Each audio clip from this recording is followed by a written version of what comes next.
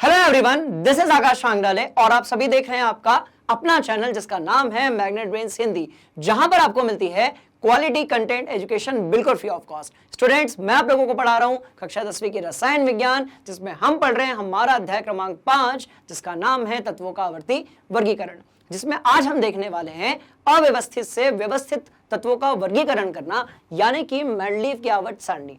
इसके पहले जो है हमने डॉबेराइनर के त्रिक देख लिए, न्यूलैंड के अष्टक देख लिए और भी बहुत सारी इस चैप्टर में हमने बहुत बातों को जो है कवर किया हुआ है। तो यदि आपने वो क्लास नहीं देखी है तो पहले आप वो क्लास देखकर आ जाइए। इससे क्या होगा कि जो कॉन्सेप्ट है वो आपके दिमाग के अंदर बढ़िया तरीके से फिट हो जाएगा और ये जो क्लास है ये आपको और भी अच्छे तरीके से समझ में आ जाएगी। तो चलिए जल्दी से हम एक बार ये देख लेते हैं कि अभी तक जो है हमने किन चीजों को कवर कर लिया है और कौन सी जो चीजें हैं वो आज हम रडार में लेने वाले हैं।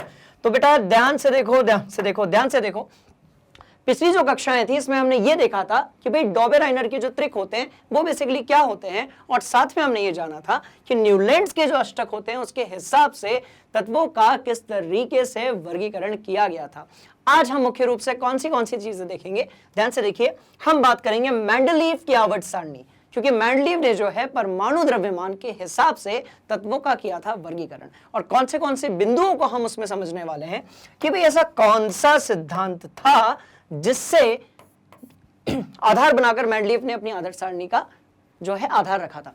दूसरा ये कि ऐसी कौन सी उपलब्धियां थी जिसके बारे में अभी तक बातें होती हैं मेंडलीव की आवर्त सारणी के बारे में। साथ ही हम ये जानेंगे कि जो मेंडलीव की आपकी आवर्त सारणी थी उसकी वर्गीकरण की सीमाएं क्या थी, क्योंकि यदि आपकी फाइनल आवर्त सारणी होती तो फिर हम आधुनिक आवर्त सारणी नहीं पढ़ते। स्टूडेंट्स, बात समझ में आ रही है। और हम ये जानेंगे कि इसमें हाइड्रोजन की जो स्थिति है उसके बारे में मेंडलीव ने क्या कहा था। मतलब ये कि आज का हमारा जो पूरा टारगेट है वो है मेंडलीव की आवर्त सारणी। आज हम बढ़िया तरीके से याद करेंगे मिस्टर मेंडलीव को और समझेंगे कि ये जो आवर्त सारणी है इसके बनने में मिस्टर मेंडलीव ने किस तरीके से योगदान दिया।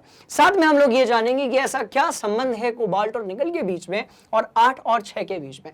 अब जब ये पूरा कंप्लीट हो जाएगा इसके बाद हमारे पास एक आधार होगा किस चीज को समझने के लिए, भाई आधुनिक आवर्त सारणी को समझने के लिए।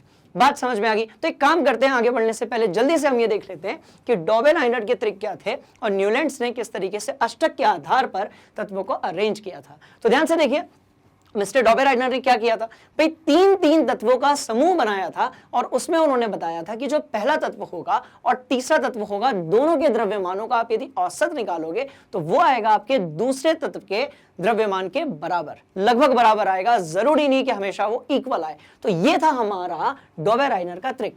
पर जब हम बात करेंगे न्यूलैंड्स के अष्टक की तो इसमें क्या हुआ था, तो इसमें अष्टक ने, न्यूलैंड ने ये कहा था कि पहले तत्व से लेकर 7वें तत्व तक जाओगे, जब 8वां तत्व एंट्री लेगा तो उसका जो गुणधर्म होगा वो पहले तत्व जैसा ही होगा। कहने का मतलब यह है कि जिस तरीके से संगीत में 7 सुर होते हैं, कुछ उसी चीज को सिद्धांत बनाकर मिस्टर न्यूलैंड्स ने यह बताया था कि हर 8वां तत्व जो रहेगा उसका गुणधर्म क्या होगा, पहले तत्व के जैसा होगा, और उनको एक साथ एक समूह में आपको लिखना पड़ेगा। सॉरी।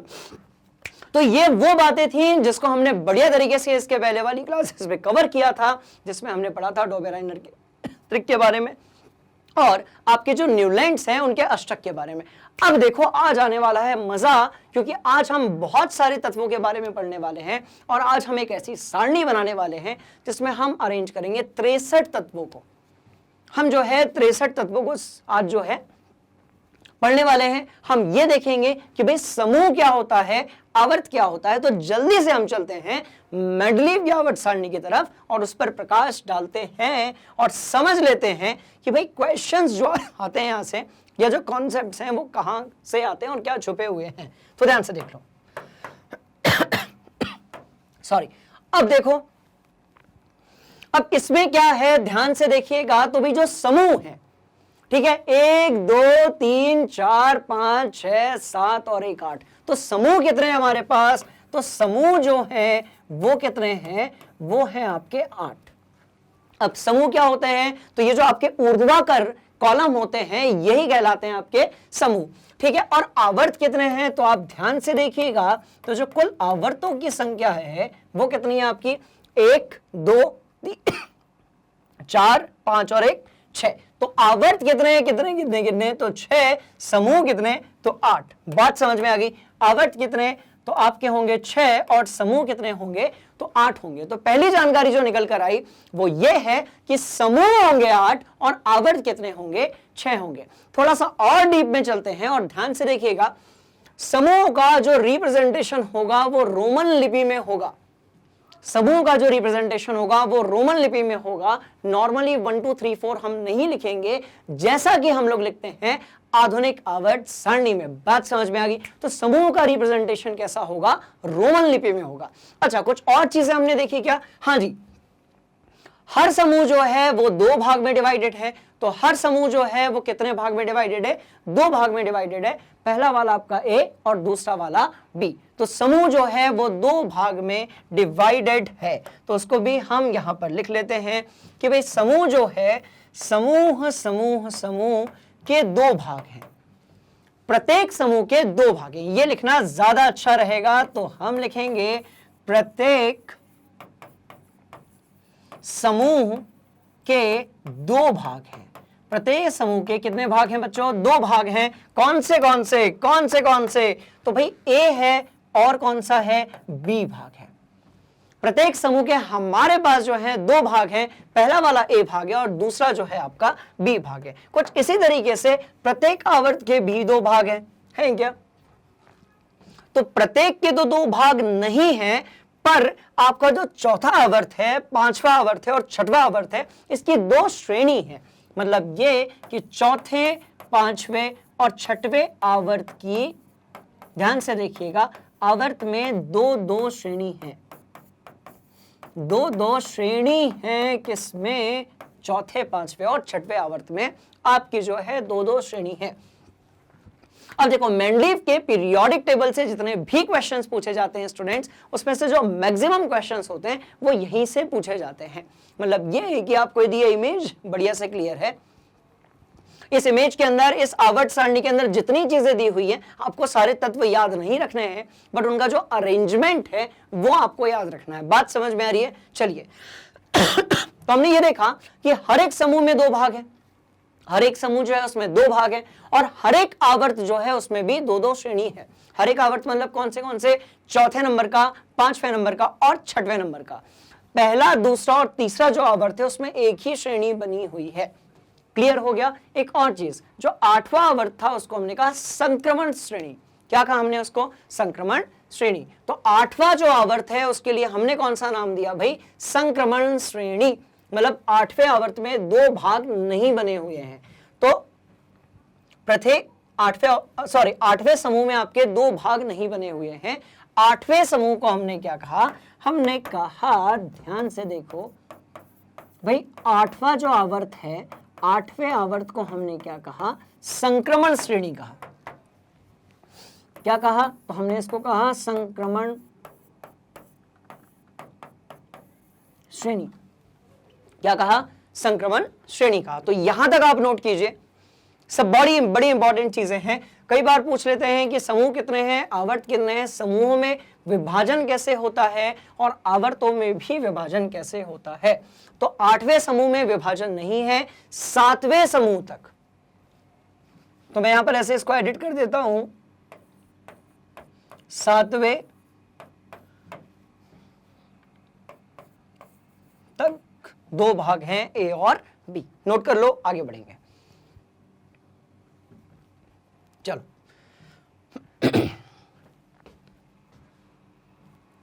ठीक, कोई दिक्कत वाली बात, सवाल ही नहीं पैदा होता। तो इस तरीके से हमने समूह देख लिया, आवर्त देख लिया। अब सवाल पैदा होता है, सर ये जो R2 लिखा है, RH लिखा है, इन सब का मतलब क्या है, और भी बहुत सारी चीजें यहां पर हम देखने वाले हैं। ठीक है, तो अब सिद्धांत पर आते हैं हम लोग। मेंडलीव की आवर्त सारणी के सिद्धांत की थोड़ी सी बात करेंगे और उसके बाद इस आवर्त सारणी को बढ़िया तरीके से हम समझेंगे। अच्छा, इसमें एक और चीज है मुझे बार बार इस आवर्त सारणी के अंदर जितनी भी चीजें दी हुई हैं उसको समझाने के लिए क्या करना पड़ेगा, वो वाली जो जगह है उसको यूज करना पड़ेगा। इसलिए जैसे जैसे मैं समझाते जाता हूं, आप इसको बढ़िया तरीके से अपनी कॉपी में नोट कर लीजिए। जैसे स्पेस खाली होगा हम दूसरा कॉन्सेप्ट पटकेंगे, फिर खाली होगा हम तीसरा कॉन्सेप्ट पटकेंगे। बात समझ में आ गई। तो आज का जो पूरा दिन है, आज की जो पूरी क्लास है स्टूडेंट्स, इसमें सिर्फ हम एक चीज कवर करने वाले हैं और वो है हमारी मेंडलीव की आवर्त सारणी। तो बढ़िया तरीके से इसको नोट कर लो, मैं आपको लेकर चल रहा हूं मेंडलीव की आवर्त सारणी को किस सिद्धांत के हिसाब से मेंडलीव ने डिजाइन किया था। बात समझ में आ गई? तो ध्यान से देखो, उधर वाले भाग को क्योंकि आपने लिख लिया है इसलिए आप ध्यान से देखिएगा। अब हम बात करेंगे सिद्धांत की। किस चीज की बात करेंगे भाई? तो क्या ऐसा सिद्धांत था जिसके आधार पर आपने मेंडलीव ने अपनी जो आवर्त सारणी है वो बनाया था। बात समझ में आ गई? तो मेंडलीव ने कहा था कि तत्वों को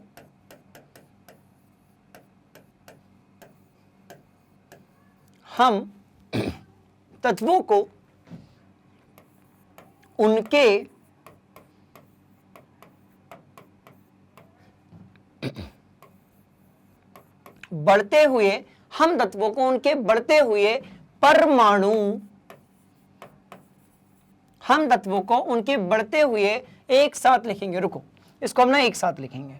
हम तत्वों को उनके बढ़ते हुए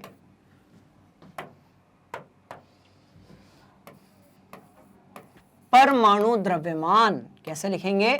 परमाणु द्रव्यमान। हम तत्वों को उनके बढ़ते हुए परमाणु द्रव्यमान के हिसाब से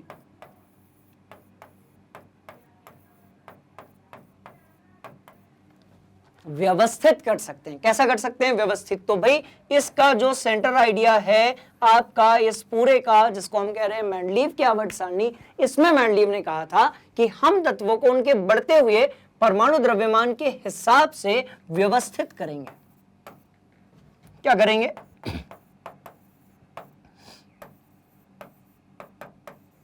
व्यवस्थित करेंगे। चलो ध्यान से देख लो, तो परमाणु द्रव्यमान के हिसाब से, इसका मतलब यह हुआ। अब यहां से ध्यान से देखिए भाई, हाइड्रोजन से शुरू किया, लिथियम के बारे में बात की, बेरिलियम, फिर बोरॉन, फिर कार्बन, फिर नाइट्रोजन, फिर ऑक्सीजन, फिर फ्लोरीन। इसका मतलब आपकी जो हीलियम है यानी कि एक प्रकार की उत्कृष्ट गैस या फिर नोबल गैस, उसके अलावा उन्होंने सबको इसमें कवर किया था। Hydrogen, lithium, beryllium, boron, carbon, nitrogen, oxygen, fluorine. Fluorine के बाद फिर नियॉन भूल गए, फिर sodium, magnesium, aluminium, silicon, phosphorus, sulphur, chlorine. उसके बाद फिर उन्होंने जो है आर्गन भूल गए, फिर पोटेशियम। ठीक है, पोटेशियम आ गया और उसके बाद फिर क्या आएगा? पोटेशियम आ गया, कैल्शियम आ गया, स्कैंडियम आ गया, टाइटेनियम आ गया, वेनेडियम। तो इस तरीके से जो है परमाणु क्रमांक तो बिल्कुल सही चल रहा था। साथ में इन्होंने ये बताया कि हम जो है तत्वों को उनके बढ़ते हुए परमाणु द्रव्यमान के हिसाब से क्या करेंगे? अरेंज करेंगे, व्यवस्थित करेंगे। और इसी को हम क्या बोलेंगे? इसी को हम बोलेंगे मेंडलीव की आवर्त सारणी। बात समझ में आ रही है? चलिए, तो आप सिद्धांत भी लिख लीजिएगा जल्दी से। ठीक, नोट करो, आगे बढ़ रहे हैं। तो स्टूडेंट्स, हमने कौन सी चीजें देख ली हैं? बेसिकली हमने ये जान लिया है कि ऊपर से नीचे आने वाली चीजों को हम समूह कहते हैं। दाएं से बाएं जाने वाली चीजों को, आपकी तरफ से देखा जाए तो बाएं से दाएं जाने वाली जो चीजें होती हैं इसको हम आवर्त कहते हैं। तो समूह हम समझ गए हैं, आवर्त हम समझ गए हैं। साथ में हमने ये जान लिया है कि इसके पीछे का जो सिद्धांत है उसमें क्या छुपा हुआ है। तो सिद्धांत जो है वो है आपका परमाणु द्रव्यमान। परमाणु क्रमांक जो है वो कुछ और कहानी है, इसके बाद वाली क्लास में उसके बारे में हम डिस्कस करेंगे। पर यहां पर जो आंसर है वो क्या होगा? आपका परमाणु द्रव्यमान। बात समझ में आ गई? चलिए, तो क्योंकि आपने इसको नोट कर लिया है, सिद्धांत आपको क्लियर है, तो हमेशा आप देखिएगा कि जैसे जैसे तत्व बढ़ते जाएंगे उनका जो परमाणु द्रव्यमान है वो भी बढ़ता जाएगा। ठीक है, उनका जो परमाणु द्रव्यमान है वो भी क्या होता जाएगा? बढ़ता जाएगा। इस वाले भाग को हटाते हैं और सबका परमाणु द्रव्यमान देखते हैं। देखो, 1, 6, 9, 10, अब ये दशमलव के बाद वाली हम नहीं बोल रहे, पर आप गौर से देखिए तो परमाणु द्रव्यमान जो है वो धीरे धीरे क्या हो रहा है स्टूडेंट्स? वो बढ़ रहा है। बात समझ में आ गई? परमाणु द्रव्यमान जो है वो धीरे धीरे क्या हो रहा है? बढ़ रहा है। अब सवाल पैदा होता है कि सर ये जो परमाणु द्रव्यमान बढ़ रहा है, क्या इसका कोई अपवाद भी है? तो एक काम करते हैं, ध्यान से देखो, मैंने कोबाल्ट और निकल लिखा था। ठीक है, तो परमाणु द्रव्यमान जो है वो बढ़ रहा है। अब एक काम करते हैं, हम बात करते हैं इसके अपवाद की। हम बात करते हैं इसके अपवाद की, कि क्या इसका कोई अपवाद भी है। तो हम एक काम करते हैं, निकेल और कोबाल्ट पर लेकर चलते हैं। ध्यान से देखो, कहीं पर निकेल है क्या, ये देखो। अब यदि आप ध्यान से देखेंगे तो आप ये पाएंगे, देखो अभी तो आप कह रहे थे सर कि हम तत्वों को उनके बढ़ते हुए परमाणु द्रव्यमान के हिसाब से व्यवस्थित करेंगे, मतलब जो पहले आएगा उसका द्रव्यमान कम होगा और जो बाद में आएगा उसका द्रव्यमान ज्यादा होगा। पर क्या एग्जैक्टली ऐसा हुआ? ध्यान से देखो, यहां तक तो सब कुछ सही, यहां नहीं चल रहा है, यहां द्रव्यमान ज्यादा है और यहां पर द्रव्यमान कम है। तो पहला अपवाद हमें मिला वेनेडियम और क्रोमियम में, वेनेडियम का द्रव्यमान ज्यादा है और क्रोमियम का कैसा है, कम है। तो पहला मिला हमें वेनेडियम और क्रोमियम के रूप में। वेनेडियम का कितना है भाई, क्रोमियम का कितना है, और कोई अपवाद है क्या? मैग्नीज जो है उसका तो सही है, 50 के बाद 54 आ गया। आयरन का आप ध्यान से देखो तो आयरन का आपको दिखेगा, आयरन का ठीक है, कोबाल्ट का ज्यादा है और निकल का कम है। बात समझ में आई? कोबाल्ट का ज्यादा है और निकल जो है उसका परमाणु द्रव्यमान कैसा है, तो भाई ये कम है। इसका मतलब ये हुआ कि एक दो जगह ऐसा हो रहा है कि ज्यादा द्रव्यमान वाला जो तत्व है वो पहले आ रहा है और कम द्रव्यमान वाला उसके बाद में आ रहा है, जो कि इस सिद्धांत के हिसाब से सुचारू तरीके से नहीं है। बात समझ में आ गई? तो इसका मतलब यह हुआ कि अधिकांश जो तत्व थे स्टूडेंट्स वो फॉलो कर रहे थे इस सिद्धांत को, जिसमें कहा गया था कि हम तत्वों को उनके बढ़ते हुए परमाणु द्रव्यमान के हिसाब से क्या करेंगे भाई, व्यवस्थित करेंगे। पर ऐसा कुछ जगह पर नहीं हो पाया, जैसे कि आपका वेनेडियम और क्रोमियम। वेनेडियम का परमाणु द्रव्यमान ज्यादा है, क्रोमियम का जो है वो कम है। कुछ इसी तरीके से कोबाल्ट का ज्यादा है, कोबाल्ट का ज्यादा है और निकल का कैसा है, कम है। इसका मतलब ये हो गया कि एक अपवाद हमारे पास और आ गया, और वो कौन सा है आपका, कोबाल्ट का आ गया, और किसका आ गया, तो भाई निकल का आ गया। बात समझ में आई? तो कोबाल्ट का कितना हो गया, ध्यान से देखो, तो कोबाल्ट का हो गया आपका 58.93 और निकल का कितना हो गया, तो ये हो गया स्टूडेंट्स 58.71। तो कोबाल्ट का हो गया 58.93 और निकल का हो गया आपका 58.71। कहने का मतलब एक और अपवाद मिल गया। और कहीं पर क्या चेक कर लेते हैं, तो क्योंकि हम इसको इतना डीप में पढ़ेंगे कि यहां से कोई भी यदि क्वेश्चन पूछ लिया जाए तो वो हमें बनना चाहिए। चेक करो मेरे साथ, कहीं पर कोई दिक्कत वाली बात तो नहीं है। 101, 102, 106 ठीक है, 107, 112, 114, 118, 121, 127 और 126, मतलब टेलुरियम और आयोडीन में भी हमें अपवाद मिला। टेलुरियम का जो है वो ज्यादा है और आयोडीन का कैसा है, कम है। अब क्या होता है, मैं आपको एक बढ़िया चीज बताता हूं। जनरली स्टूडेंट्स क्या करते हैं, आवर्त सारणी पर ध्यान नहीं देते हैं और वो ना क्वेश्चंस पे वेनेडियम क्रोमियम और कोबाल्ट निकल वाला जो अपवाद है उसको याद कर लेते हैं। पर कभी कभी जो क्वेश्चन होता है स्टूडेंट्स, वो कहां से पूछ लिया जाता है, टेलुरियम और आयोडीन से। मतलब ये कि एक अपवाद और है, किसके रूप में, टेलुरियम और आयोडीन। तो आप ध्यान से देखेंगे तो टेलुरियम का जो परमाणु द्रव्यमान है वो ज्यादा है, जो कि नहीं होना चाहिए था।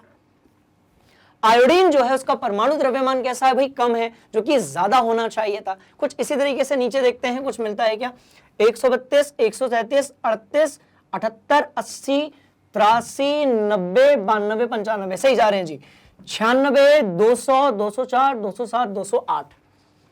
बात समझ में आ गई? मतलब कहानी बड़ी इंटरेस्टिंग है कि 3 जोड़े हमें ऐसे मिले जो अपवाद वाले हैं। 3 जोड़े हमें ऐसे मिले स्टूडेंट जो कैसे हैं भाई, अपवाद वाले हैं। तो एक काम करते हैं, इस जगह को खाली करते हैं और यहां पर पटकते हैं हमारा कॉन्सेप्ट। ठीक है, अब ध्यान से देखो, तो क्या कहा था मिस्टर मैडलीव ने कि जैसे जैसे द्रव्यमान बढ़ेगा वैसे वैसे हम तत्वों को व्यवस्थित करते जाएंगे। पर हो गया यहां पर अपवाद, और अपवाद नंबर 3 जो हमें मिला है वो कौन सा मिला है, तो ध्यान से देखिएगा, हमें मिला है टेलुरियम और कौन सा मिला है आपका, आयोडीन। अब टेलुरियम है आपका 127.60 और आयोडीन है आपका 126.90। 0। तो इस तरीके से ये एक अपवाद है। आप तीनों अपवादों को लिख लो, हम बढ़ते हैं इसके अगले वाले भाग पे। ठीक है, स्टार्ट करो।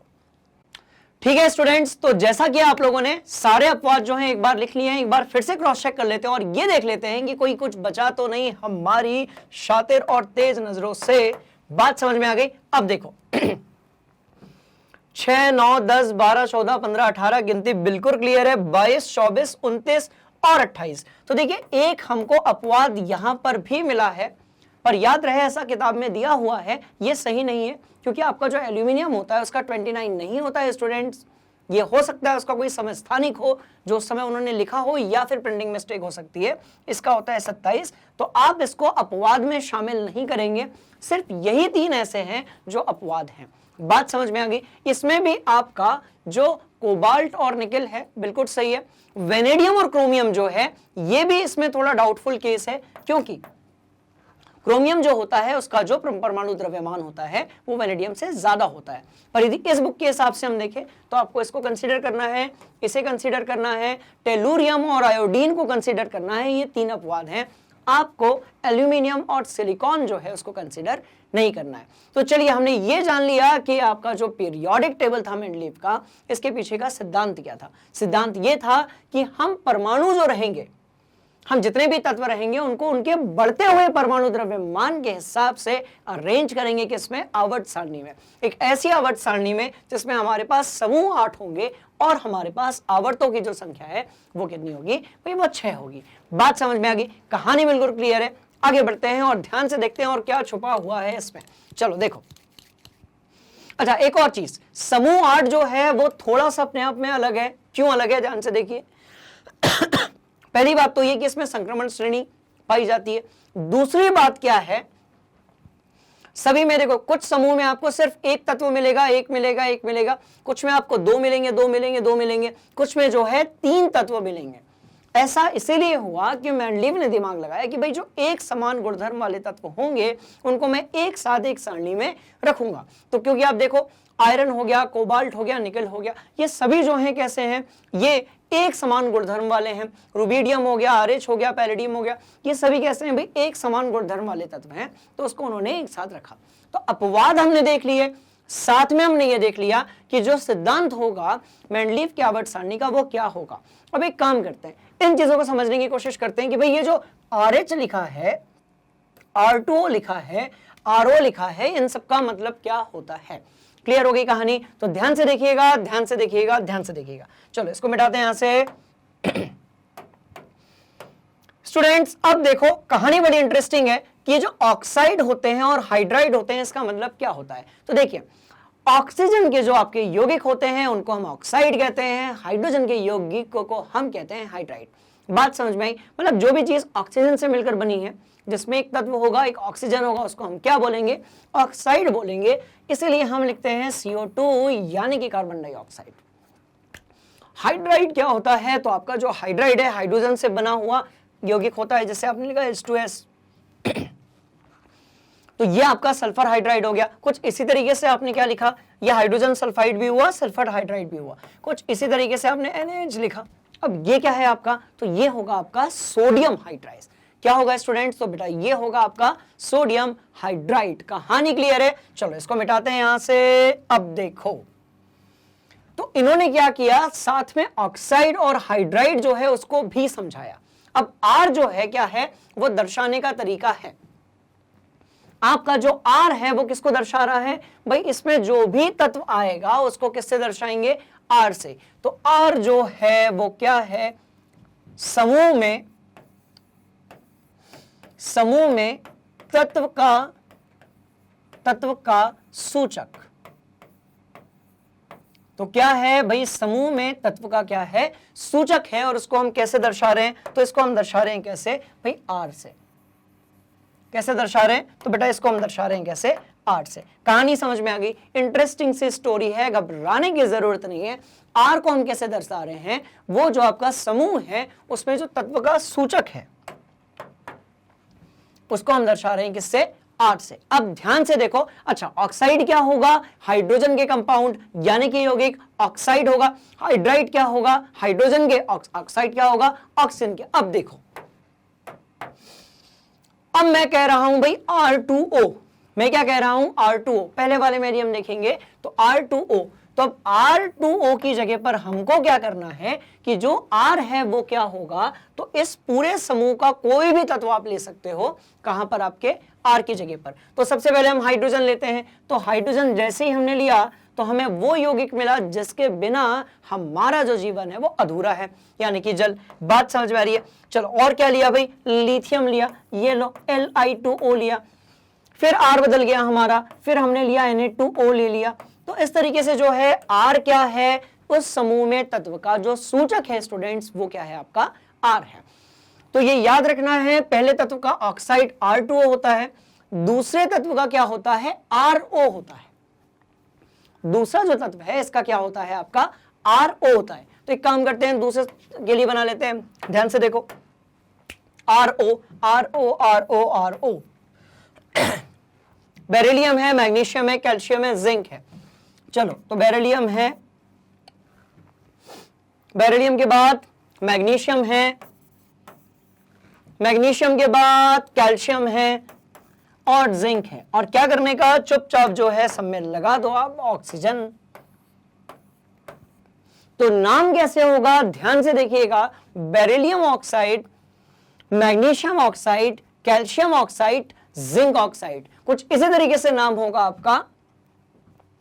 R2O है ना, ठीक है, हाइड्रोजन ऑक्साइड, लिथियम ऑक्साइड और सोडियम ऑक्साइड। तो स्टूडेंट्स कहानी इंटरेस्टिंग है कि जिस तरीके से आपके ऑक्साइड दिए हुए हैं आप सभी के बना सकते हो, सभी के बना सकते हो। अब एक काम करते हैं, एक बार RO2 बनाकर देखते हैं, क्या बनाकर देखते हैं RO2। तो जब आपने RO2 बनाया तो R की जगह आपने कार्बन रख दिया, तो कितना हो गया भाई CO2। तो this will turn into what, carbon dioxide. ये क्या हो गया आपका कार्बन डाइऑक्साइड। अब देखो सिलिकॉन के साथ बनाओगे तो क्या बन जाएगा, सिलिकॉन डाइऑक्साइड। कुछ इसी तरीके से टाइटेनियम के साथ बनाओगे तो क्या बन जाएगा भाई, टाइटेनियम डाइऑक्साइड। मतलब ये कि हमने ऑक्साइड वाला जो भाग है वो समझ लिया है, ठीक। तो अभी हमने समझा है ऑक्साइड वाला भाग, अब हम समझेंगे हाइड्राइड वाला भाग, क्योंकि जो भी क्वेश्चन आना है वो इसी पीरियोडिक टेबल से आना है, इसलिए चुन चुनकर यहां से हम निकालने वाले हैं कॉन्सेप्ट्स और समझने वाले हैं कि क्या हुआ था मेंडलीव की आवर्त सारणी में, ठीक है। चलो नोट करो।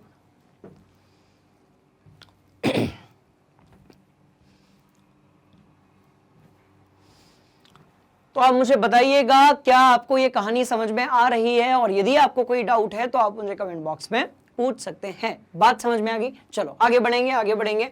ऑक्साइड वाला भाग पूरा हो गया, अब आते हैं हाइड्राइड वाले भाग पर।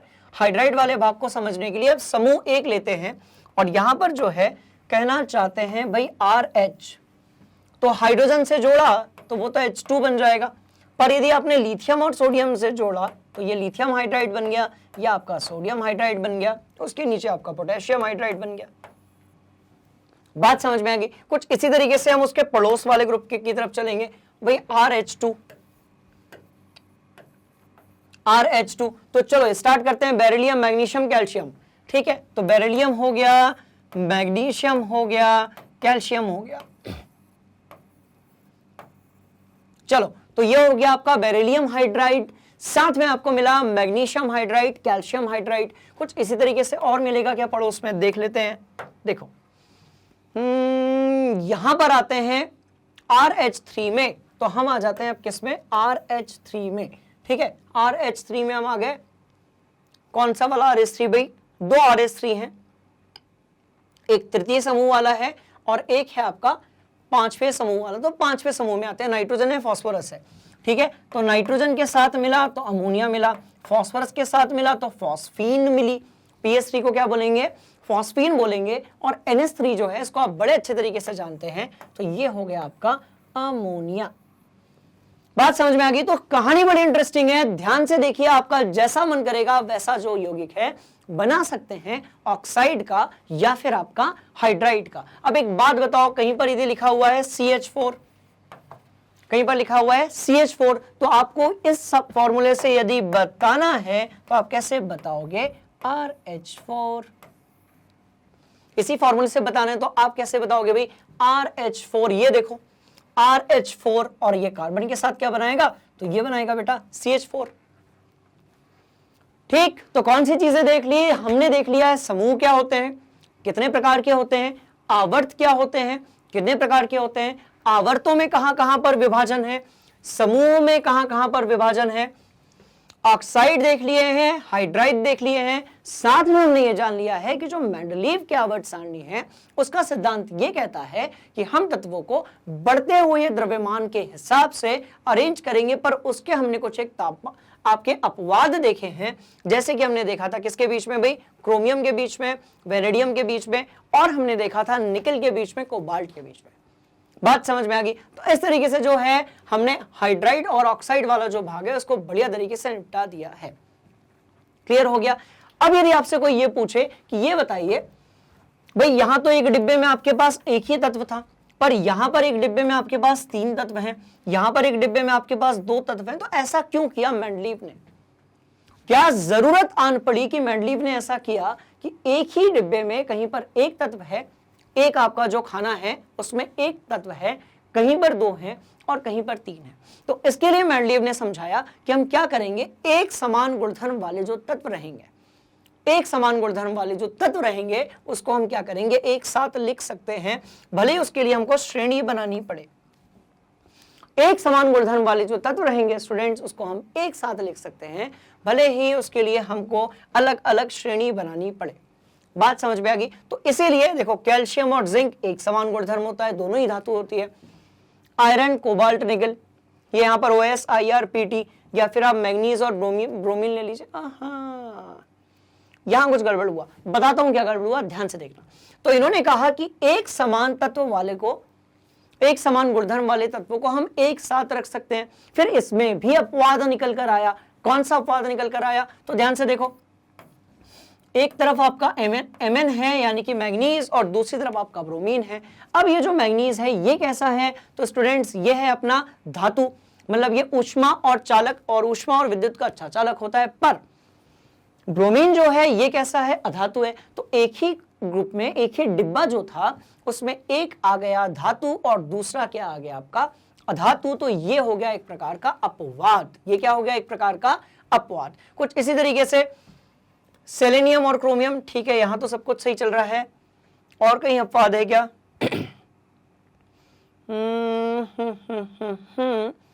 बहुत नीचे जाने पर तो नहीं है, बट ठीक है। तो जैसे ये एक अपवाद मिला तो इसको भी आप अपने दिमाग में याद रखिएगा कि मेंडलीव की आवर्त सारणी में ये एक अपवाद था जिसमें 2 तत्व एक डिब्बे में रखे गए थे, एक खाने में रखे गए थे, पर उनके जो गुणधर्म है वो कैसे थे भाई? वो डिफरेंट थे।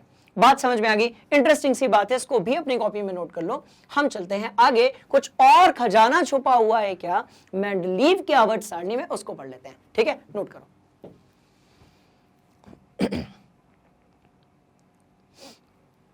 ठीक है स्टूडेंट्स, अब ध्यान से मेरी बात सुनो, क्योंकि हमने मेंडलीव की जो आवर्त सारणी है उसके बारे में बहुत सारी महत्वपूर्ण बातें जान ली हैं, पर क्योंकि आप पहली बार ये चीज यदि पढ़ रहे हैं तो आपके दिमाग में इसको लेकर बहुत सारे डाउट्स आना जो है वो लाजमी है। आपको क्या करना है, जो भी डाउट आ रहा है आप उसको कमेंट बॉक्स में पुट कर दीजिए। आपके जितने भी डाउट्स रहेंगे उन सबको हम जमा करेंगे और फिर करेंगे उसका निराकरण। बात समझ में आ गई? चलो, और कुछ बच रहा है क्या, वो भी देख लेते हैं। देखो, चलो अभी फिलहाल में तो कोई चीज नहीं बच रही है, कुछ एक और पॉइंट्स हैं जिसको हम इसके बाद डिस्कस करेंगे और देखेंगे कि वो इस टेबल की हेल्प से कैसे हम उन पॉइंट्स को समझ सकते हैं। ठीक है ना? चलो, तो आगे बढ़ते हैं, आगे बढ़ते हैं, आगे बढ़ते हैं। और अब हम आते हैं मेंडलीव की जो आवर्त सारणी है उसकी उपलब्धि क्या थी। ठीक है, अब मेंडलीव ने दिखाया एक जादू। मेंडलीव ने कहा कि देखो, अब भाई एक बात बताओ, ध्यान से देखो, यहां देखो क्या लिखा हुआ है, 63। मतलब ये है कि जब हम मेंडलीव के आवर्त सारणी की बात कर रहे थे उस समय पर हमारे पास सिर्फ कितने तत्व थे? तो भाई हमारे पास सिर्फ कितने तत्व थे? तो हमारे पास थे आपके 63 तत्व। कितने थे स्टूडेंट्स? तो हमारे पास थे 63 तत्व। बात समझ में आ गई? मतलब ये, और अभी कितने हमारे पास? 118, जैसा कि मैंने पहली क्लास में आप लोगों को बताया था। अब अभी मेंडलीव के टाइम पर सिर्फ 63 थे, अभी 118 है। मतलब ये कि उस समय तत्व ज्ञात नहीं थे पर प्रकृति में तो पाए जाते थे। तो मेंडलीव ने दिमाग लगाया कि यदि कुछ तत्व ऐसे हैं जो उसके समय पर पता नहीं है, मेंडलीव के समय पर पता नहीं है, पर यदि वो तत्व बाद में खोजे गए तो हम उनके नाम कैसे रखेंगे। बात समझ में आ रही है? कुछ ऐसे तत्व यदि बाद में खोजे गए तो हम उसके नाम कैसे रखेंगे, ध्यान से देखिएगा।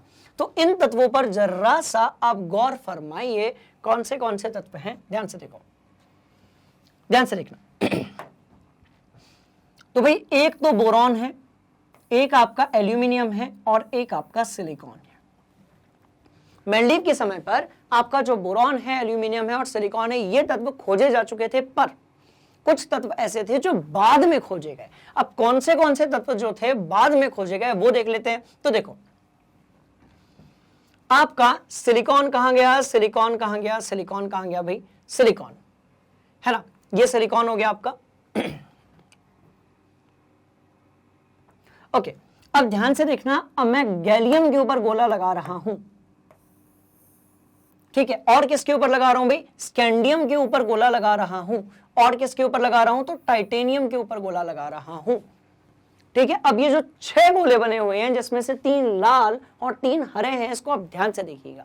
अब मेंडलीव ने यह बताया कि भाई बोरॉन तो मेरे पास है, पर ये जो आपका क्या था भाई कहां गया, स्कैंडियम था। बोरॉन तो है पर जो स्कैंडियम था ये नहीं है, या फिर आपका जो एल्यूमिनियम तो मेरे पास है पर गैलियम नहीं है। कुछ इसी तरीके से सिलिकॉन तो मेरे पास है बट टाइटेनियम नहीं है।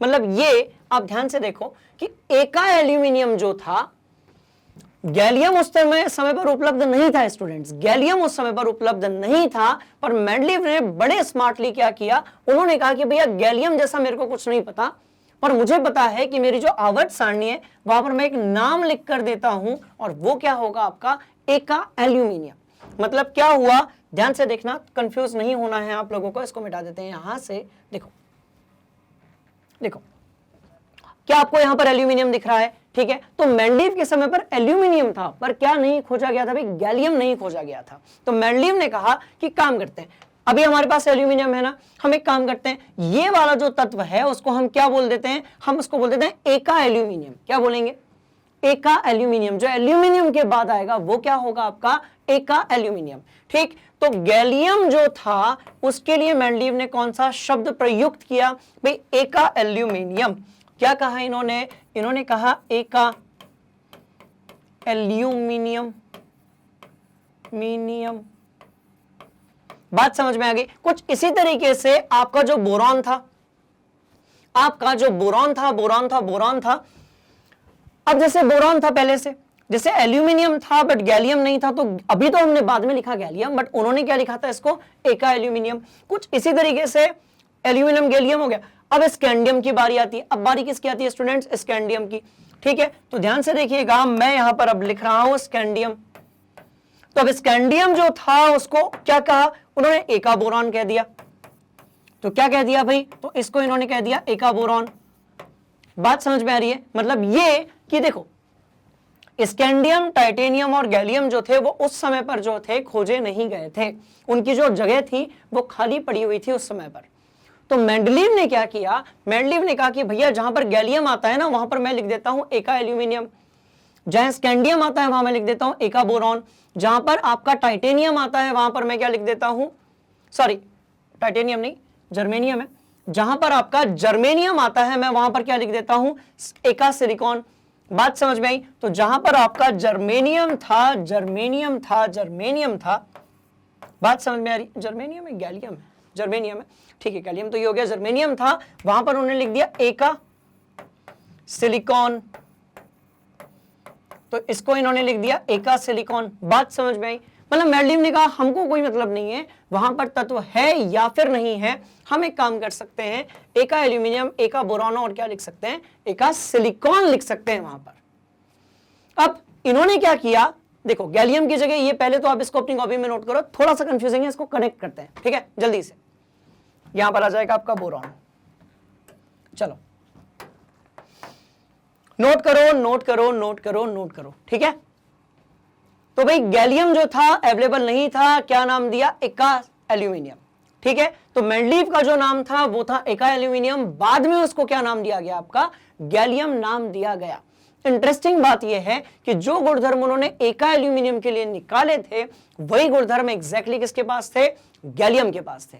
क्लियर। तो पहले आप इतना नोट करो, हम बढ़ रहे हैं आगे। कर लिया नोट। अब एक काम करते हैं, आगे बढ़ते हैं, ध्यान से देखिएगा और यहां चलते हैं। तो एका एल्यूमिनियम जो है, एका एल्यूमिनियम जो है स्टूडेंट्स, वो बेसिकली क्या है, एका एल्यूमिनियम जो है वही क्या बन गया, बाद में जाकर गैलियम बन गया।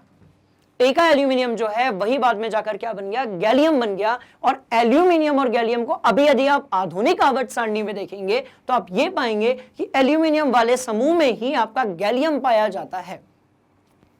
बात समझ में आएगी। एल्यूमिनियम जो है उसका परमाणु क्रमांक कितना है भाई, 13 है। उसके नीचे जो है 31 परमाणु क्रमांक का आपका गैलियम पाया जाता है। तो आप परमाणु क्रमांक वाली जो बात है उसको आवर्त सारणी से क्रॉस चेक कर सकते हैं। अब मेरी बात ध्यान से सुनो। अब इस उपलब्धि में एक और बात क्या थी, अब क्योंकि आपके जो मेंडलीव साहब थे उनके हिसाब से जो द्रव्यमान था वो कितना आ रहा था भाई, 68। एक्चुअल द्रव्यमान जो है वो कितना आ गया, 69.7। तो द्रव्यमान जो है लगभग एक जैसा आया, लगभग बराबर आया, बहुत ज्यादा अंतर नहीं है इसमें। तो द्रव्यमान जो था वो लगभग एक समान आया।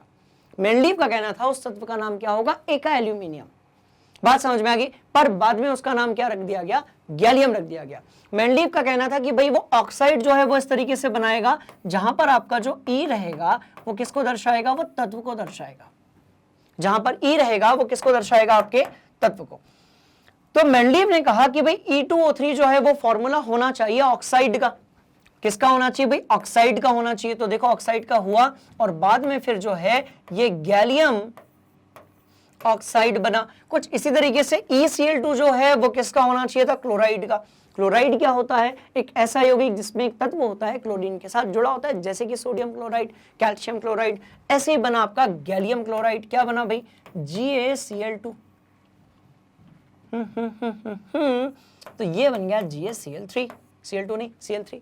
बात समझ में आ गई। तो इस तरीके से जो है मेंडलीव के हिसाब से वो क्या होना चाहिए था, एका एल्यूमिनियम। ठीक है, जो जगह उन्होंने छोड़ी थी उस जगह पर उन्होंने तत्व का नाम रखा था एका एल्यूमिनियम। बाद में उन्होंने इसको क्या कहा भाई, बाद में जब आवर्त सारणी बड़ी, तत्वों की खोज होने लगी तो उसके बाद उसको कहा गया आपका गैलियम। बात समझ में आ गई। इस सारणी को बड़े अच्छे तरीके से अपनी कॉपी में नोट करना। जो भी चीज मैंने पढ़ाई है उसको आप वीडियो रोक रोक कर उसको लिखते भी जाइए, क्योंकि बड़ी इंपॉर्टेंट चीजों को आज इस क्लास में हम लोगों ने स्टूडेंट्स डिस्कस किया है। ठीक है, चलो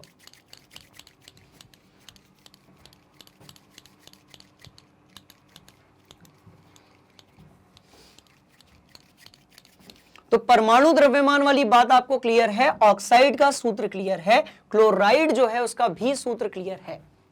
ठीक है, मेंडलीव के हिसाब से एका एल्यूमिनियम, हमारे हिसाब से आधुनिक आवर्त सारणी के हिसाब से गैलियम। मेंडलीव के हिसाब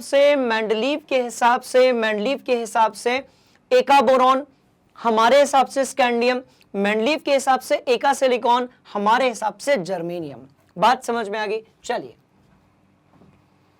क्या इसको आपने नोट कर लिया, कोई दिक्कत वाली बात, कोई दुख दर्द यदि फिर भी है तो आप मुझे कमेंट बॉक्स में शेयर कीजिए। वहां पर हम और जितने भी आपके कुछ नए टाइप के डाउट्स होंगे उसको भी क्लियर करेंगे स्टूडेंट्स। ठीक है, चलो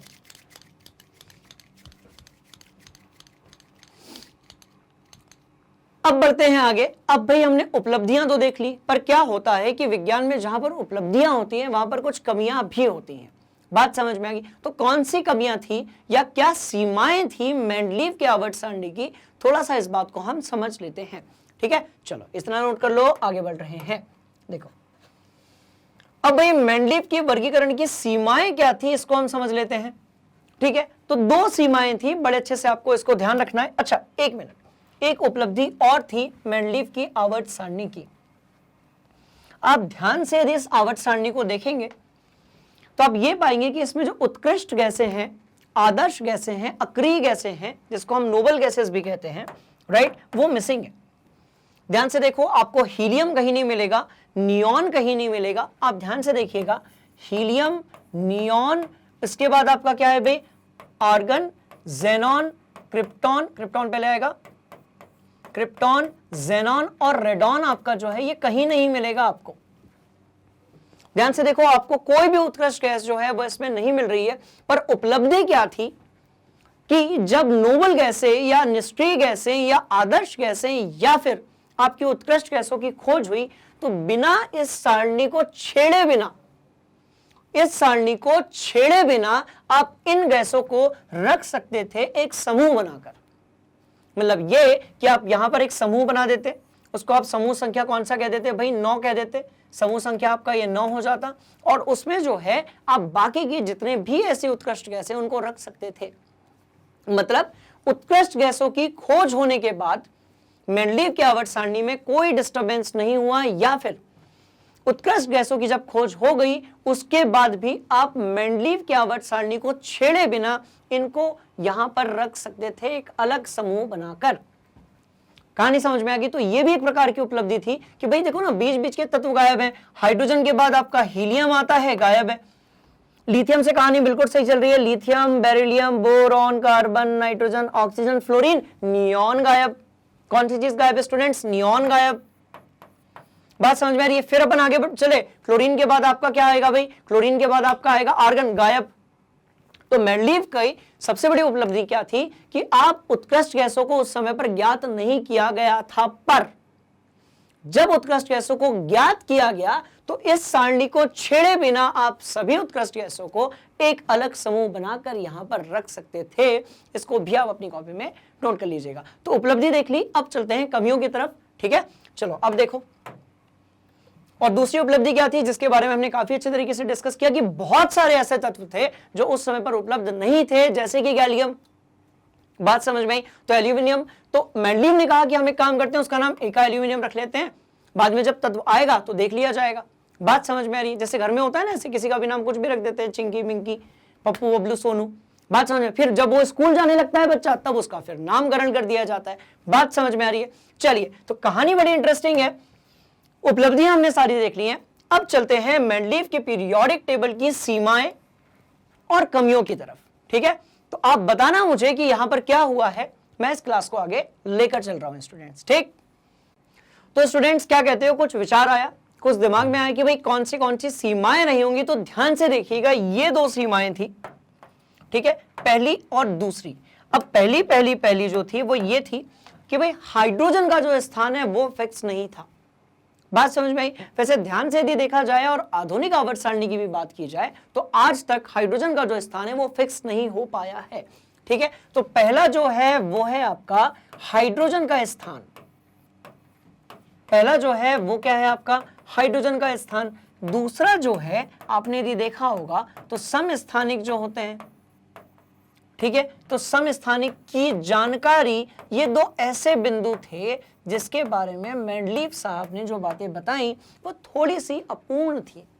बात समझ में आ रही है? हालांकि उन्होंने जो योगदान दिया आवर्त सारणी को बनाने में, उसके सामने जो ये कमियां हैं या सीमाएं जो हैं ये बिल्कुल नेग्लिजिबल है, नगण्य है, पर फिर भी पढ़ना तो पड़ेगा, क्योंकि यदि कमियों को नहीं पढ़ेंगे तो अगली जो आवर्त सारणी पड़ेगी हेनरी मोसले की, जिसे हम कहते हैं आधुनिक आवर्त सारणी, भाई वो कैसे बनेगी? बात समझ में आ गई? तो ध्यान से देखो हुआ क्या, ध्यान से देखो, ध्यान से देखो, ध्यान से देखो। हाइड्रोजन को जो स्थान था उसको लेकर बड़ी दिक्कत गई मिस्टर मेंडलीव को। कैसे गई बताते हैं, देखो ध्यान से देखना, बढ़िया है। लिख लो पहले हाइड्रोजन का स्थान। सीमाएं 2 ही प्रकार की थी, हाइड्रोजन स्थान और क्या था आपका? समस्थानिकों की जानकारी। ठीक है, नोट कर लिया? अब देखो, अब ध्यान से देखो, क्या आप यहां पर यह देख पा रहे हैं कि हाइड्रोजन के यौगिक और सोडियम के यौगिक? अब मेरे को एक बात बताओ कि भाई हाइड्रोजन ने क्लोरीन के साथ एक आबंध बनाया, सोडियम ने भी बनाया, फिर आपका जो हाइड्रोजन है उसने ऑक्सीजन के साथ बनाया, इधर सोडियम ने भी बनाया, फिर हाइड्रोजन ने सल्फर के साथ बनाया, सोडियम ने भी बनाया। मतलब ये कि यदि इस सारणी को हम ये देखें तो इससे हम ये बताते हैं कि सारणी के हिसाब से, ठीक है, ये एक सारणी है हमारी, ठीक है, तो इसके हिसाब से हमने ये कंक्लूड किया कि जैसे ही रासायनिक गुणधर्म सोडियम के हैं वैसे ही किसके हैं भाई? हाइड्रोजन के भी हैं। ठीक है, तो सारणी के हिसाब से, ध्यान से देखना, ये सारणी बनाना बहुत जरूरी है। सारणी के अनुसार, सारणी के अनुसार जैसा सोडियम कर रहा है यानी कि एक धातु, वैसे ही हाइड्रोजन जो है वो भी आबंधन कर रहा है। तो सारणी के हिसाब से सोडियम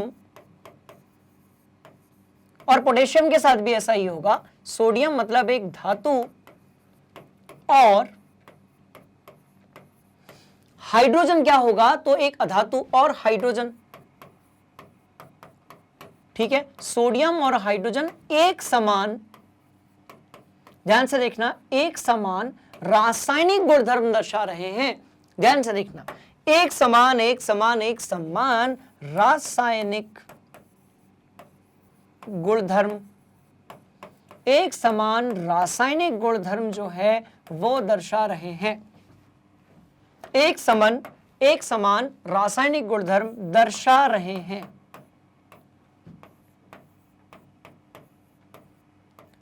इसका क्या मतलब हुआ भाई, एक समान रासायनिक गुणधर्म दर्शाने, इसका मतलब ये है कि आपका जो सोडियम होगा और हाइड्रोजन होगा वो कैसा आना चाहिए भाई, एक गोले में आना चाहिए, एक खाने में आना चाहिए। मतलब सोडियम और, चलो यहां पर आते हैं, मतलब अब पूरा नहीं लिख रहे हैं, हाइड्रोजन को लिख रहे हैं H2 क्योंकि इसी रूप में पाया जाता है, और सोडियम जो है वो एक समान है, मतलब एक समान है, ठीक है। चलो यहां पर ये बात हो गई। फिर कुछ यौगिकों को हमने और देखा। अब कौन से यौगिकों को हमने देखा, ध्यान से आप देखिएगा। फिर इसी तरीके से, इसी प्रकार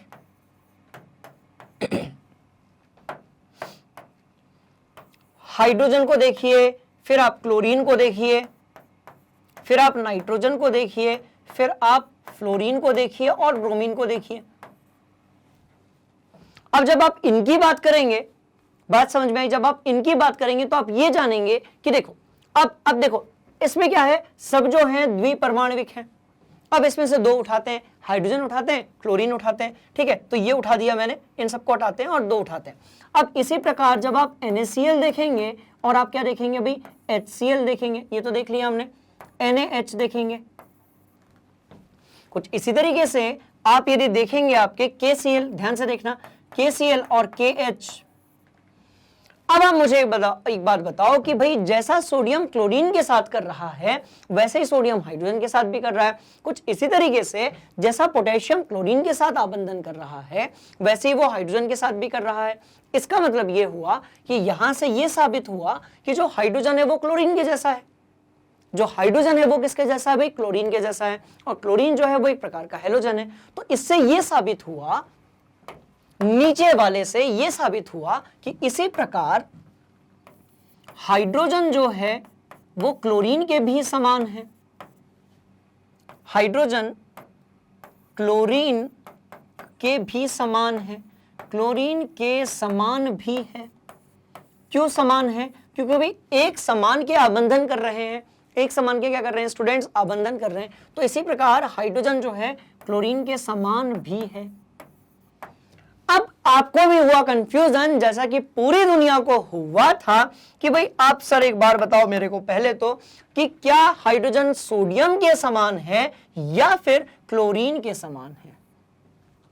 और ये सोडियम के समान है तो धातु होना चाहिए, क्लोरीन के समान है तो अधातु होना चाहिए। ध्यान से देखना, इस टेबल से हमने ये जाना सारणी के हिसाब से सोडियम धातु और हाइड्रोजन धातु एक समान रासायनिक गुणधर्म। रासायनिक गुणधर्म का क्या मतलब है भाई, एक समान यौगिक बनाएंगे, एक समान आबंधन करेंगे तो रासायनिक गुणधर्म क्या होगा, एक समान होगा। सिंपल सी स्टोरी। अब सारणी के अनुसार सोडियम धातु और हाइड्रोजन एक समान रासायनिक गुणधर्म क्या कर रहे हैं भाई, दर्शा रहे हैं, प्रदर्शित कर रहे हैं। मतलब जिनके रासायनिक गुणधर्म एक समान हुए वो एक समान एक प्रकार के तत्व होने चाहिए। मतलब H2 और सोडियम दोनों एक समान होने चाहिए। पर कुछ और यौगिकों को जब हमने देखा तो हमने ये जाना कि जिस तरीके से सोडियम क्लोरीन से कनेक्ट हो रहा है वैसे ही वो हाइड्रोजन से हो रहा है, जैसे पोटेशियम क्लोरीन से हो रहा है वैसे ही वो हाइड्रोजन से भी हो रहा है। मतलब ये कि अब हाइड्रोजन क्लोरीन जैसा बिहेव करने लगा। इसका मतलब हम हाइड्रोजन की जो स्थिति है मेंडलीव की आवर्त सारणी के हिसाब से नहीं बता सकते हैं, क्योंकि एक तरफ तो सोडियम धातु जैसा कर रहा है, बिहेव कर रहा है, दूसरी तरफ जो सोडियम है वो अधातु जैसा आपका बिहेव कर रहा है। तो एक तरफ क्लोरीन हाइड्रोजन का जो व्यवहार है वो धातु जैसा है, लिख देते हैं। तो एक तरफ व्यवहार जो है कैसा है भाई, तो एक तरफ जो व्यवहार है वो कैसा है भाई, एक तरफ जो व्यवहार है वो कैसा है, धातु जैसा है। दूसरी तरफ दूसरी तरफ जो व्यवहार है वो अधातु जैसा है।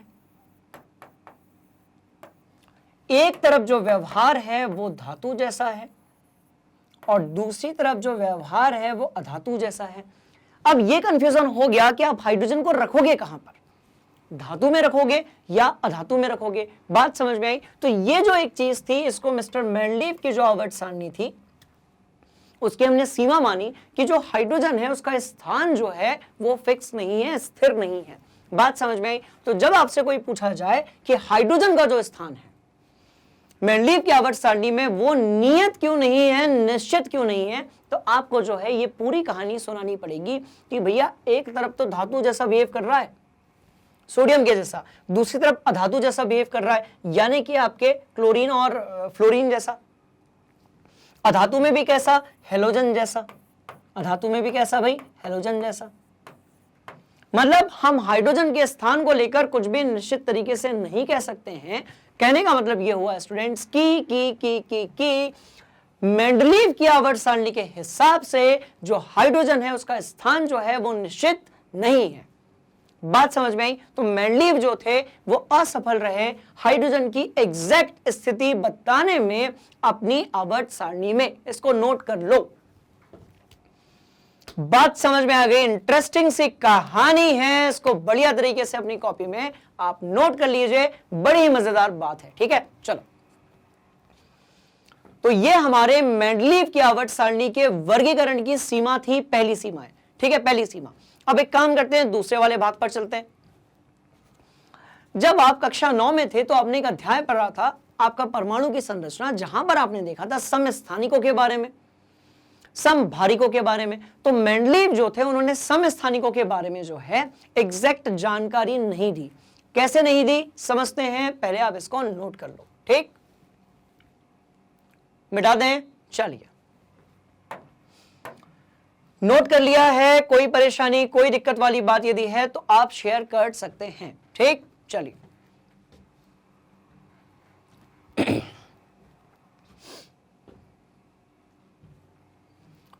अब देखिए भाई, अब समस्थानिक वाली जो बात थी वो बेसिकली क्या थी उसको समझ लेते हैं। अब समस्थानिक क्या होते हैं?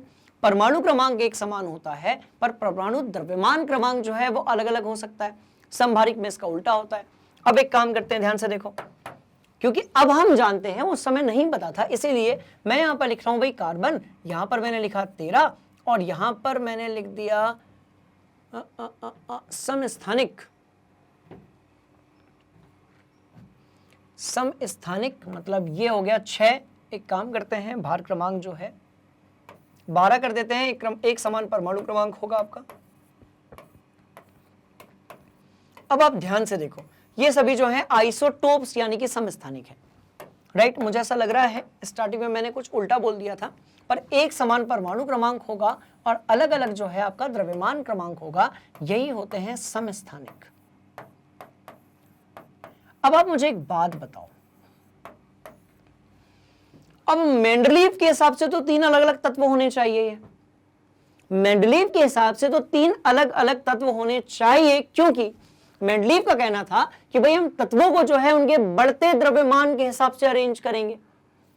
हम जितने भी तत्व रहेंगे उनको उनके बढ़ते द्रव्यमान के हिसाब से अरेंज करेंगे। इसका मतलब यह हुआ कि ये 3 अलग अलग तत्व होने चाहिए। पर क्या ये 3 अलग अलग तत्व हैं? नहीं है, ये एक ही तत्व है। ये एक ही क्या है? तत्व हैं आपके।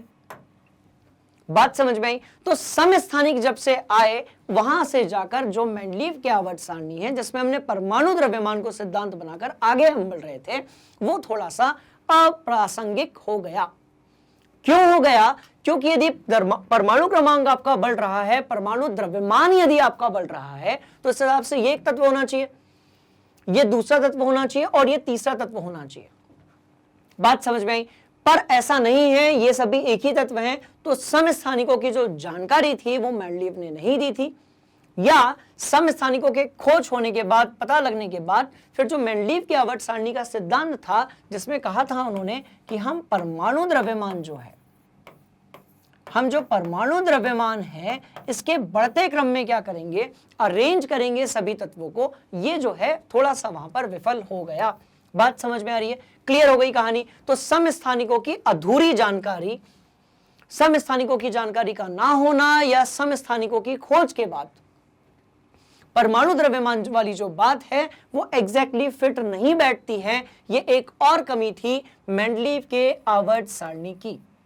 बात समझ में आ गई? तो उपलब्धि हमने देख ली, और कौन सी चीज हमने देख ली भाई? हमने देख लिया समस्थानिकों की आने के बाद जो है मेंडलीव की आवर्त सारणी जो है उसका आपका जो सिद्धांत था परमाणु द्रव्यमान वाला वो थोड़ा सा फिट नहीं बैठ रहा था। ठीक है, इसको भी अपनी कॉपी में नोट कर लो। कर लिया है आपने? अब आगे बढ़ते हैं। तो आज की क्लास में हमने कौन सी चीजों को देखा है उसको जल्दी से हम एक काम करते हैं, कनेक्ट कर लेते हैं। सबसे पहले हमने जाना, ये सबसे इंपॉर्टेंट भाग था आज की क्लास का। सबसे पहले हमने ये जाना, जल्दी से देखो 2 मिनट में रिवाइज करा रहा हूं और फिर हम जो है क्लास को टाटा बाय बाय करने वाले हैं। पर आज आपने पूरा सीख लिया मेंडलीव की आवर्त सारणी। ध्यान से देखो, मेंडलीव ने कहा कि भैया ऊपर से नीचे वाले जो स्तंभ होंगे इसको हम क्या बोलेंगे? समूह बोलेंगे। बाएं से दाएं वाले जो स्तंभ होंगे उसको हम आवर्त बोलेंगे। समूह जो है वो 8 होंगे, आवर्त जो है वो कितने होंगे भाई? 6 होंगे। क्लियर? कुल 63 तत्वों के बारे में बात की गई, जिसमें से इन्होंने कहा कि आपके जो समूह है 1 से लेकर 7 तक वो 2 भाग में विभाजित होंगे, यस और नो। बात समझ में आ रही है? क्लियर हो गया? पर आपका जो 8वां समूह रहेगा वो कुछ देर बाद उसको हम संक्रमण श्रेणी कहेंगे और वो जो है वो 3 भाग में विभाजित हो जाएगा। ऐसा ही आवर्त के साथ में भी हुआ।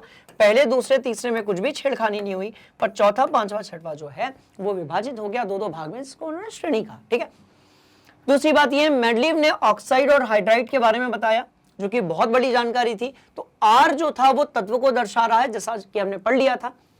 उन्होंने ऑक्साइड के बारे में बताया और बताया किसके बारे में भाई? हाइड्राइड के बारे में। साथ ही मेंडलीव ने यह बताया कि देखो परमाणु जो आपके रहेंगे, जितने भी तत्व हम रहेंगे उनको हम परमाणु द्रव्यमान के बढ़ते क्रम के हिसाब से जो आवर्त सारणी है उसमें रिप्रेजेंट करेंगे। पर यहां पर जो है कुछ एक अपवाद है। कैसे अपवाद है? इनका कहना है भाई आगे जाते जाओगे परमाणु क्रमांक बढ़ता जाएगा, पर यहां पर नहीं हो पाया। देखो कोबाल्ट का ज्यादा है और निकल का थोड़ा सा कम है। बात समझ में? बहुत डिफरेंस बहुत ज्यादा नहीं है पर है ना, तो ये अपवाद हो गया। कुछ इसी तरीके से क्या हुआ, ध्यान से देखिएगा आप, टेलुरियम का ज्यादा है और आयोडीन जो है उसका क्या है भाई? कम है। टेलुरियम का ज्यादा है, आयोडीन का कम है। तो ये कुछ एक अपवाद थे जिसके कारण हम नहीं बता पाए एग्जैक्ट इस बात को कि द्रव्यमान के हिसाब से ही आवर्त सारणी बननी चाहिए। बात समझ में आ गई? अच्छा, हमने ऑक्साइड देख लिया, हाइड्राइड देख लिया, परमाणु द्रव्यमान देख लिया। फिर उपलब्धि हमने क्या देखी? ध्यान से देखो, और हमने कौन सी चीज को सीखा? हमने ये जाना कि भाई आपके पास यदि गैलियम नहीं था उस समय पर तो आपने उस पोजीशन को, उस स्थिति में तत्व को अज्यूम किया और उसको कहा कि हम उसको एका एल्यूमिनियम कहेंगे। क्या कहेंगे? हम उसको जो है एका एल्यूमिनियम कहेंगे। और बाद में जब गैलियम की खोज हुई तो जैसे एका एल्यूमिनियम के गुणधर्म थे वैसे ही गुणधर्म जो थे वो किसके मिले आपको? जैसा एका एल्यूमिनियम के गुणधर्म थे वही गुणधर्म आपको किसके मिले भाई? गैलियम के मिले। जैसे एका एल्यूमिनियम के गुणधर्म थे वैसे ही प्रॉपर्टीज या गुणधर्म आपको मिले किसके? गैलियम के मिले। तो बाद में जाकर ये कहानी जो है वो बिल्कुल सही साबित हुई। कुछ ऐसा ही जो है किसके साथ हुआ? बोरॉन के साथ हुआ। उन्होंने कहा कि हमको स्कैंडियम नहीं पता, हम उसको एका बोरॉन कहेंगे। बात समझ में आएगी? तो ये एक उपलब्धि थी। एक उपलब्धि और क्या थी कि भाई नोबल गैसें या उत्कृष्ट गैसें जो है वो इसमें आपको नहीं दिख रही होंगी।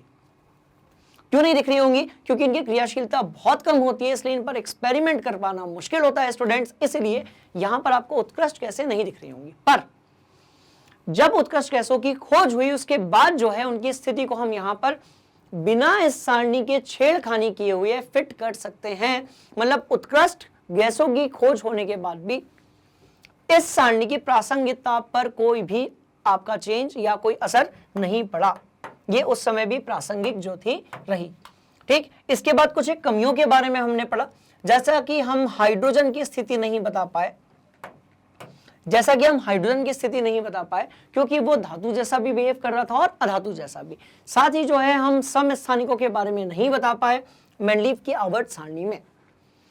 इस तरीके से जो है एक छोटा सा हमने रिवीजन देख लिया और इस पूरे चैप्टर के इस वाले भाग को हमने बढ़िया तरीके से देख लिया। अब आते हैं मॉडर्न पीरियोडिक टेबल पे, और वो आपको कहां पर मिलेगा? तो स्टूडेंट्स उसके लिए आपको जाना पड़ेगा गूगल पे, यूट्यूब प्लेटफॉर्म पे तो आप देखते ही हैं, और वहां पर जाकर आप सर्च कीजिए मैग्नेट ब्रेन्स, उसमें हिंदी वाला जो भाग है आप वहां चले जाइए।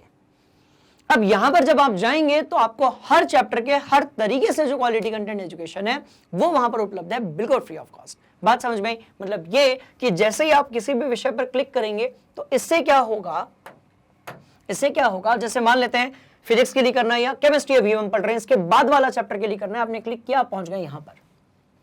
आपको क्लिक करना है फुल कोर्स पे। अब इस फुल कोर्स में क्या क्या है ध्यान से देखो, सारे topic wise videos, one shot revision, NCERT solution, MCQ questions, exemplar questions, most important questions, previous year questions. बात समझ में आ गई? ये सारी चीजें अवेलेबल हैं कहां पर? आपके मैग्नेट ब्रेन्स हिंदी प्लेटफॉर्म पर। आपने फुल कोर्स पे क्लिक किया, आप पहुंच गए आगे, आपका जो सिलेबस है वो बढ़िया तरीके से स्टार्ट हो गया।